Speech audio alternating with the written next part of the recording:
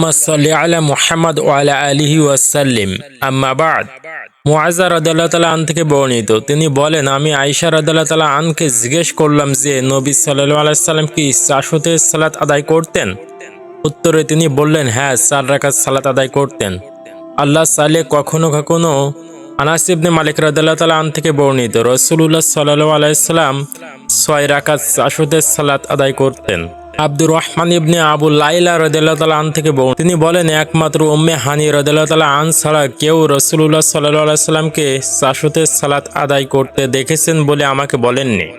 উম্মে হানি রাদিয়াল্লাহু তাআলা আন আমাকে বলেছেন যে রাসূলুল্লাহ সাল্লাল্লাহু আলাইহি সাল্লাম মক্কা বিজয়ের দিন আমার ঘরে আসেন এবং গোসল করে 8 রাকাত সালাত আদায় করেন। এর চেয়ে সংক্ষিপ্ত আকারে সালাত আদায় করতে আমি আর কখনো দেখিনি। অবশ্য তা সত্ত্বেও তিনি যথারীতি রুকু সিজদা আদায় করেছেন। আব্দুল্লাহ ইবনে শাকিক রাহিমাহুল্লাহ থেকে বর্ণিত, তিনি বলেন, আমি আয়েশা রাদিয়াল্লাহু তাআলা আনকে জিজ্ঞেস করলাম, রাসূলুল্লাহ সাল্লাল্লাহু আলাইহি সাল্লাম কি চাশতের সালাত আদায় করতেন? তিনি বললেন, কোনো সফর হতে ফিরে আসলে সালাত আদায় করতেন।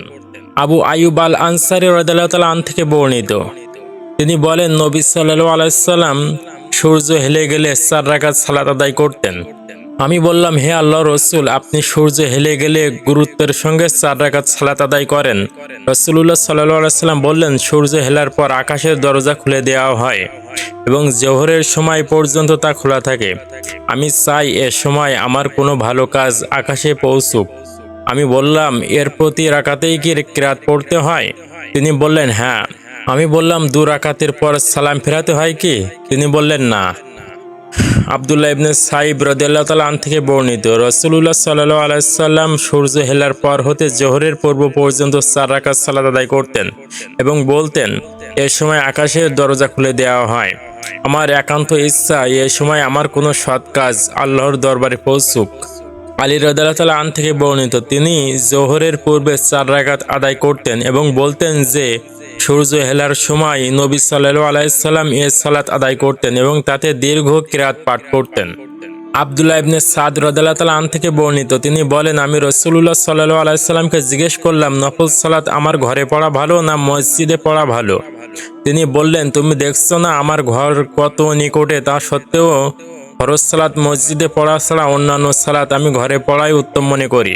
আব্দুল্লাহ ইবনে শাকিক রাহিমাহুল্লাহ থেকে বর্ণিত, তিনি বলেন, আমি আয়েশা রাদিয়াল্লাহু তাআলা আনকে রাসূলুল্লাহ সাল্লাল্লাহু আলাইহি সাল্লামের রোজা সম্পর্কে জিজ্ঞেস করলাম। তাতে তিনি বললেন, রাসূলুল্লাহ সাল্লাল্লাহু আলাইহি সাল্লাম ক্রমাগত রোজা রাখতেন, এমনকি আমরা বলতাম তিনি বুঝি অনবরত রোজা রেখেই যাবেন। আর যখন ইফতার করতেন তখন আমরা বলতাম তিনি হয়তো আর রোজা রাখবেন না। আয়েশা রাদিয়াল্লাহু তাআলা আন বলেন, মদিনায় হিজরতের পর রমজান মাস ছাড়া আর কোনো সময় তিনি পূর্ণ মাস রোজা রাখতেন না।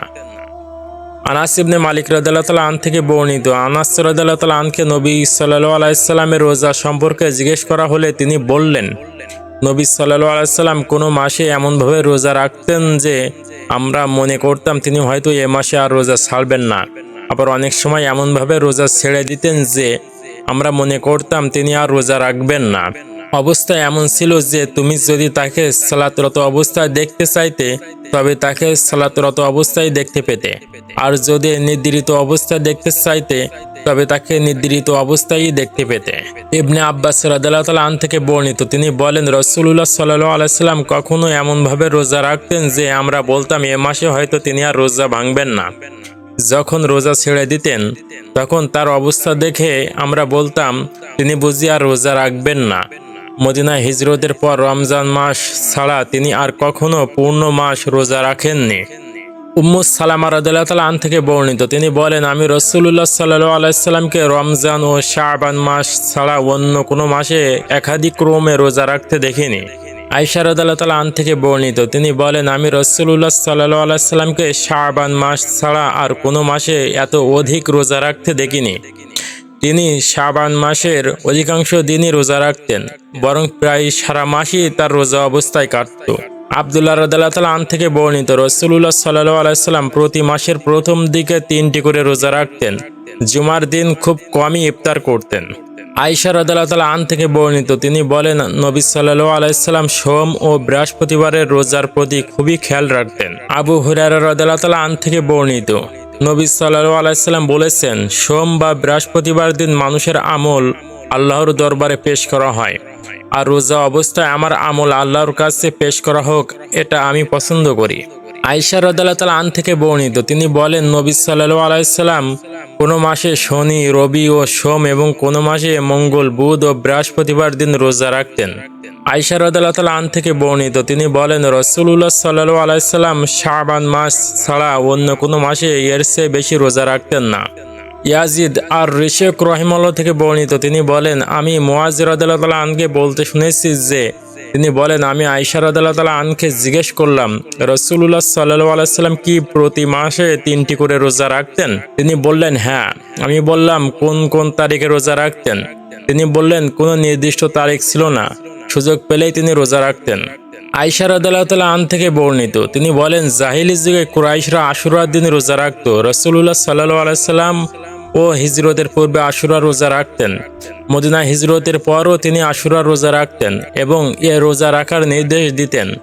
অতঃপর রমজানের রোজা ফরজ করা হলে তা ফরজে পরিণত হয় এবং আশুরা ছেড়ে দেওয়া হয়। সুতরাং যার ইচ্ছা সে তা রাখতে পারে, আবার যার ইচ্ছা ছেড়ে দিতে পারে। আলকামা থেকে বর্ণিত, তিনি বলেন, আমি আয়েশা রাদিয়াল্লাহু তাআলা আনকে জিজ্ঞেস করলাম, রাসূলুল্লাহ সাল্লাল্লাহু আলাইহি সাল্লাম কি ইবাদতের জন্য কোনো দিনক্ষণ নির্দিষ্ট করতেন? তিনি বললেন, রাসূলুল্লাহ সাল্লাল্লাহু আলাইহি সাল্লামের আমল ছিল সর্বকালীন।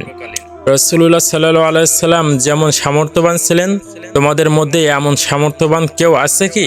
আয়েশা রাদিয়াল্লাহু তাআলা আন থেকে বর্ণিত, তিনি বলেন, একদিন রাসূলুল্লাহ সাল্লাল্লাহু আলাইহি সাল্লাম আমার কাছে আসলেন। সে সময় জনৈক মহিলা আমার কাছে বসা ছিল। তিনি জিজ্ঞেস করলেন, এ মহিলাটি কে? আমি বললাম, সে অমুক। সে সারা রাত বিনিদ্র অবস্থায় কাটায়। রাসূলুল্লাহ সাল্লাল্লাহু আলাইহি সাল্লাম বললেন, তোমাদের সামর্থ্য অনুযায়ী আমল করা উচিত। আল্লাহর কসম, তিনি নেকি দান করতে কখনো কুণ্ঠিত হন না, যতক্ষণ না তোমরা আমলে কুণ্ঠিত হও। আয়েশা রাদিয়াল্লাহু তাআলা আন বলেন, রাসূলুল্লাহ সাল্লাল্লাহু আলাইহি সাল্লাম এমন কাজ করতেই পছন্দ করেন যা লোকেরা সর্বদা করতে সামর্থ্য রাখে। আবু সালি থেকে বর্ণিত, তিনি বলেন, আমি আয়েশা রাদিয়াল্লাহু তাআলা আন ও উম্মে সালামার কাছে জিজ্ঞেস করলাম, রাসূলুল্লাহ সাল্লাল্লাহু আলাইহি সাল্লামের কাছে প্রিয় কাজ কোনটি ছিল? তারা উভয়ই বললেন, যে আমল সব সময় করা হয়, তা যত কমই হোক না কেন। আসিম ইবনে হুমায়দ রাদিয়াল্লাহু তাআলা আন থেকে বর্ণিত, তিনি বলেন, আমি আউফ ইবনে মালিক রাদিয়াল্লাহু তাআলা আনকে বলতে শুনেছি, আমি এক রাতে রাসূলুল্লাহ সাল্লাল্লাহু আলাইহি সাল্লামের সঙ্গে ছিলাম। তিনি মিসওয়াক করলেন, পরে ওযু করলেন এবং সালাতে দাঁড়ালেন। আমিও তার সঙ্গে দাঁড়ালাম। তিনি সূরা বাকারা আরম্ভ করলেন, এরপর রহমতের আয়াত পাঠ করে চুপ থাকলেন এবং রহমত প্রার্থনা করলেন। এরপর আযাবের আয়াত পাঠ করে চুপ থাকলেন এবং মুক্তি কামনা করেন। তারপর রুকু করলেন এবং এ দোয়া পাঠ করলেন, সুবহানা যিল জাবারুতি ওয়াল মালাকুতি ওয়াল কিবরিয়াই ওয়াল আযমা, অর্থাৎ আমি পবিত্রতা ঘোষণা করছি ওই সত্তার, যিনি মাহাত্ম্য, রাজত্ব ও বড়ত্ব ও সম্মানের অধিকারী। অতঃপর রুকুর সমপরিমাণ সময় সিজদা করেন এবং উপরোক্ত দোয়াটি আবারও পাঠ করেন। অতঃপর দ্বিতীয় রাকাতে সূরা আলী ইমরান পাঠ করেন। তারপর এক এক রাকাতে এক এক সূরা পাঠ করেন। শামাইলে তিরমিজি।